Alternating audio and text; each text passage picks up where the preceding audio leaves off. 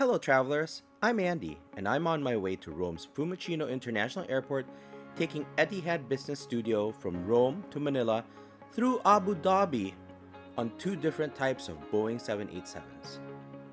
I'm getting to the airport using a taxi which charges a flat rate of 50 euros from within Rome's Aurelian walls to the airport.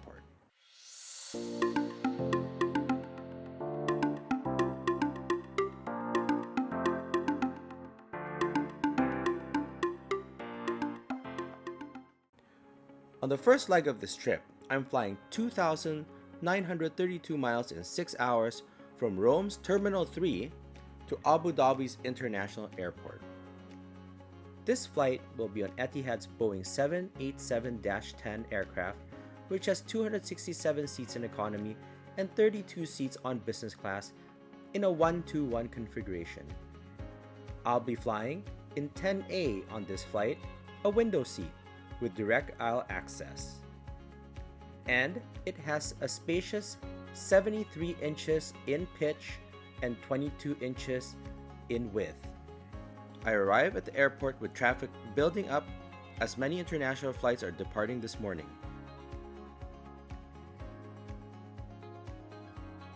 Making my way to Etihad's counters, I line up at the business class check-in and get promptly attended to. The check-in was smooth and friendly.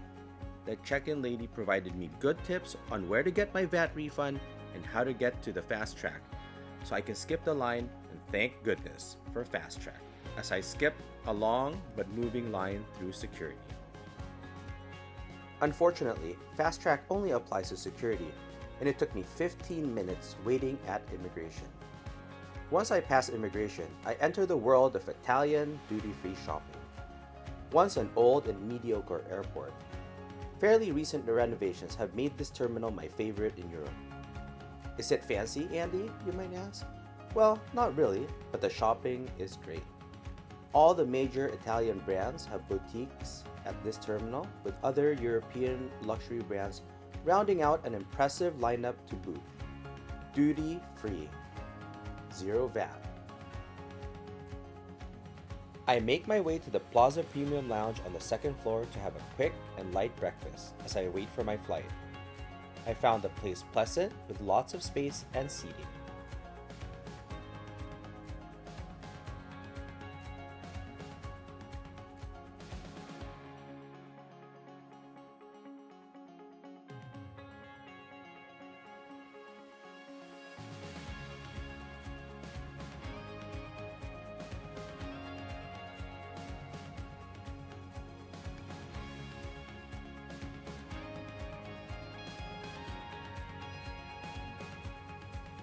Let's have a quick breakfast.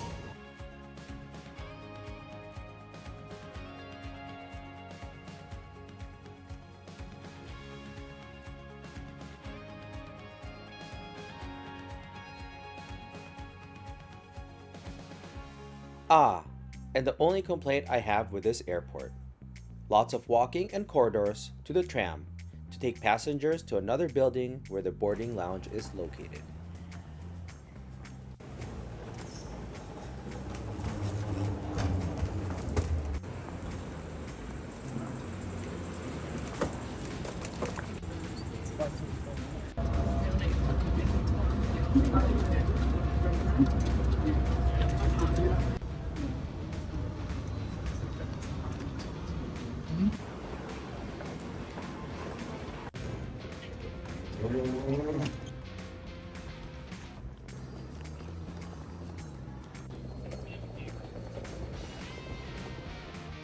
Etihad, here we are.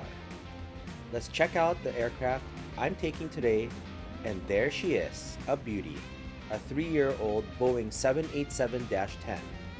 And here is an American Airlines aircraft beside it.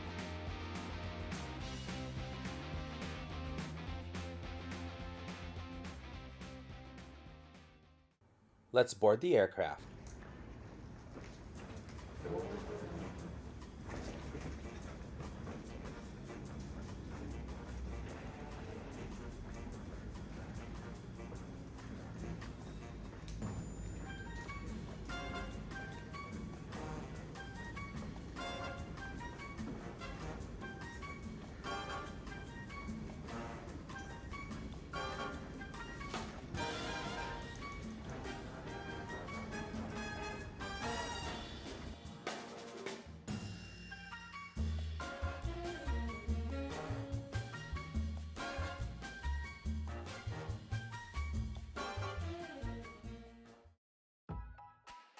We are sitting in 10A on this flight.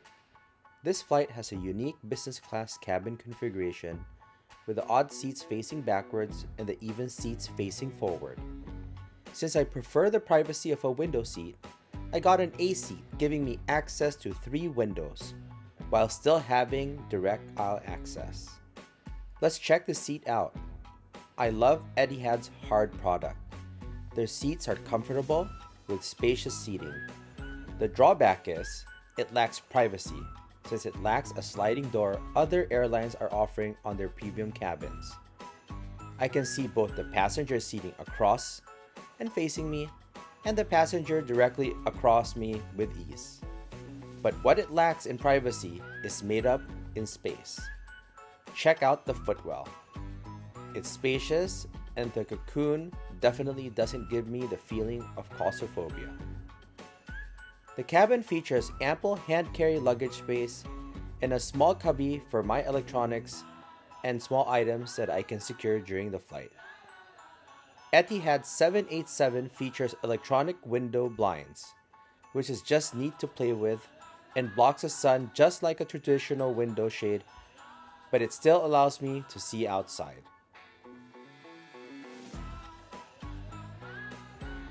The cabin crew served me my favorite Etihad signature drink, mint lemonade. I love it. Just too bad Etihad doesn't offer a hot towel to help me freshen up. It does provide a pretty slim but stylish amenity kit and a health and hygiene kit, which includes a face mask and alcohol.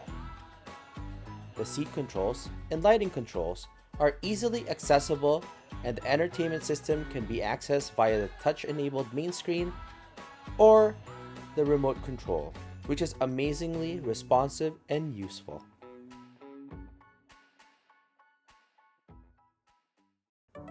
Let's check out the menu. Etihad's premium in-flight catering has a decent number of choices. You can choose from all-day dining or their a la carte menu. Their wine list was decent and offered different types of wines from different regions. The airline also offers a plush, comfortable duvet and pillow.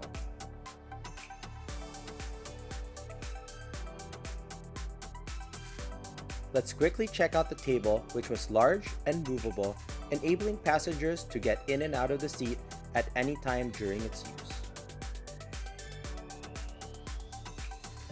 The selection of movies and TV shows was okay. Nothing to write home about.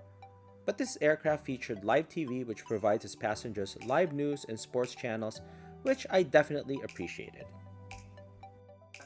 This flight also features in-flight Wi-Fi, but it's expensive and for me, just not worth it. Now that we've checked the cabin and seat out, let's get ready for takeoff.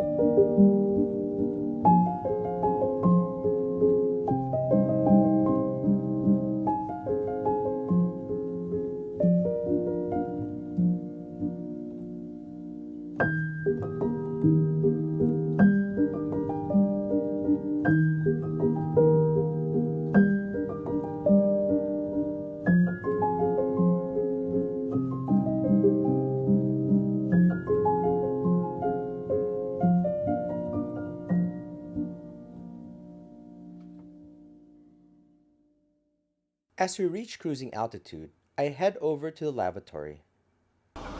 Check this out, guys. And isn't that amazing? Etihad's 787-10s feature windows in the lavatory. It also features a fairly large area considering it's a 787, where many other 787s offer cramped lavatories. Nothing fancy here, with only soap and sanitizer available. No lotions, etc. for dry-skinned passengers. Once I'm back in my seat, the cabin crew served me a Cipriani Bellini and nuts. I love Bellinis, and this is definitely my favorite airline drink. But that's where things go off the rails on this flight. Etihad has service issues. There, let me get it out of the way. Yes, this aircraft is amazing. I have no complaints about Etihad's hard product, and you will see they serve pretty good food. But their service, well. Yeah, it's taking them time to serve lunch. It's been 2 hours since takeoff and still no food. After the welcome nuts and great Bellini was served just after takeoff, I had to wait over an hour to be served my soup. Over grease. Yes, over grease. Not only did the service between the welcome drink and the starter span a sea, it also was warm. Not hot, but warm. No bueno. Anyways, being hungry, I slurped up the soup, which did taste good, and waited for my main course, which was served. Over turkey. Yes, over turkey. Almost 3 hours after takeoff. Now, I'd have to say the meal was great, but this was so far a 3-country meal. Not 3-course meal, but 3-country meal. Etihad definitely spaced out their meals. Just about to cross over to Iran, my Haagen-Dazs ice cream was served, and loved it. Yes, Iran.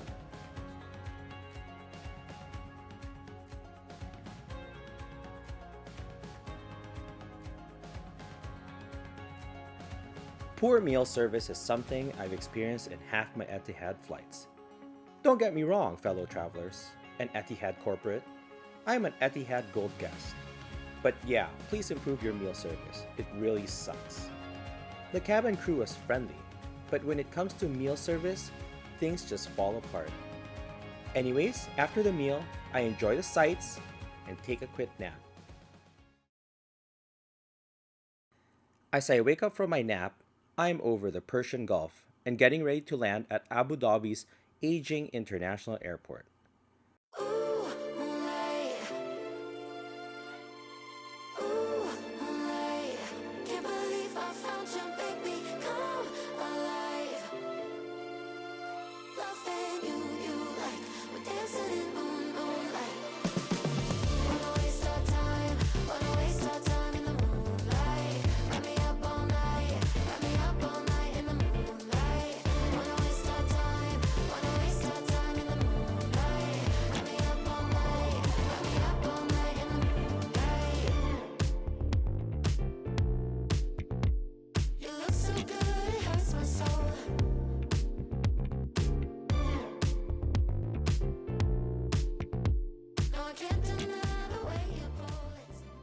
As we land, I look forward to staying at the transit hotel for this 8-hour layover.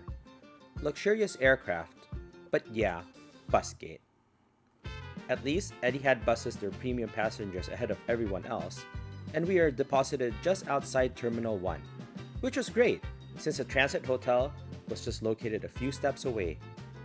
After a quick and friendly check-in, I make my way to the room. Let's check it out.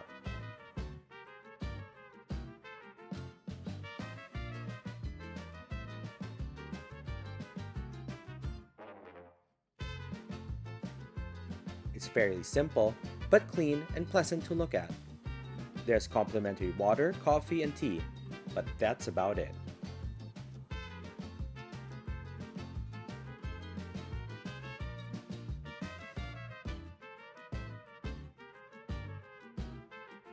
After several hours of rest, it's time to make my way to Terminal 3. It's around a 15-minute walk from Terminal 1 to 3.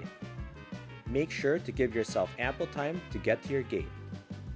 Duty-free shopping in Abu Dhabi post-COVID is, well, crap. But it's understandable since many stores had to close due to non-existent passenger traffic. Hopefully, this changes as passenger numbers ramp up.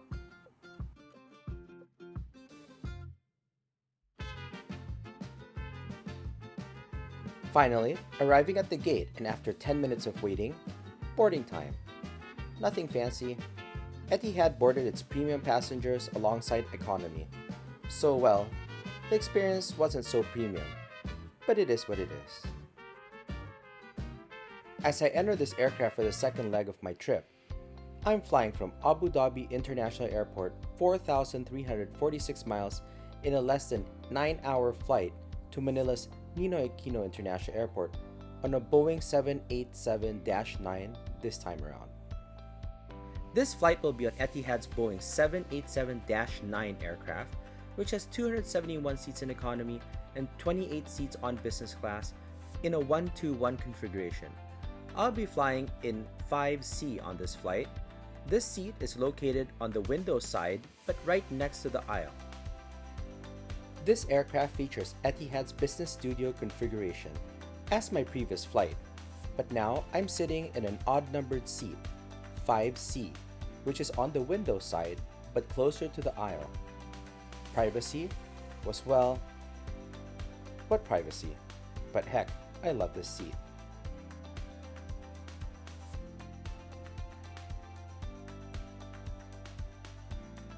As the passengers settled down, I was again served Etihad's signature drink.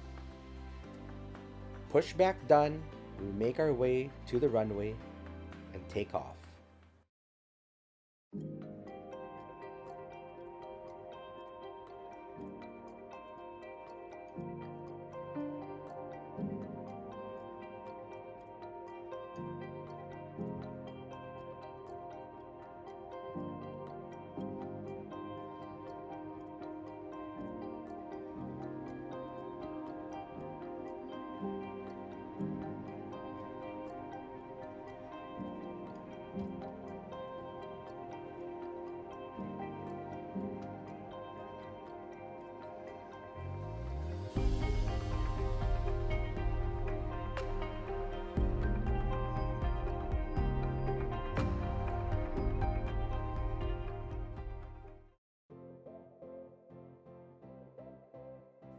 Once at cruising, I head on over to lavatory. And where's the window? No window. And why is the lavatory so small? Very premium, Etihad. Or maybe I should blame Boeing? Right, Etihad? Wink wink. Once back in the seat, my Bellini was served with nuts. Luckily, this time, service was prompt. Good job, Etihad. I appreciate it. The soup was hot and tasty, and the main course, a steak, was wonderful. Etihad serves excellent in-flight catering. After the meal, I watch a movie and take a nap. I wake up refreshed, and first things first, Haagen-Dazs ice cream. Yummy. Forgetting that I'm not supposed to be taking on so much calories, I ordered a yummy steak sandwich when offered, which wasn't soggy at all, with potato crisp. I loved it. With a few hours left on the flight, I thought about Etihad and why I have a love-hate relationship with this airline. 1. They're cheap. Talk about a $2,000 round trip cheap. That's not bad post-COVID when prices have been on the up and up. Other airlines are hitting $3,000 to $4,000 for similar flights. Second, their hard product is great in their new aircraft and still acceptable on their older 777 aircraft. Etihad catering is pretty good. Not Qatar good, but definitely up there. But then Etihad service, especially meal service, is inconsistent. It wrecks an otherwise premium experience. I've flown a lot of Etihad. I'm a gold member, but I've experienced several flights where meals were either very slowly served or completely forgotten. That must be a training issue, and I hope this is fixed in the near future. As we land, I'd still say take Etihad if you see a good deal. I love the seats, the aircraft is great, the food is great, if it gets served. Hope you guys enjoyed this flight. Goodbye and happy travels.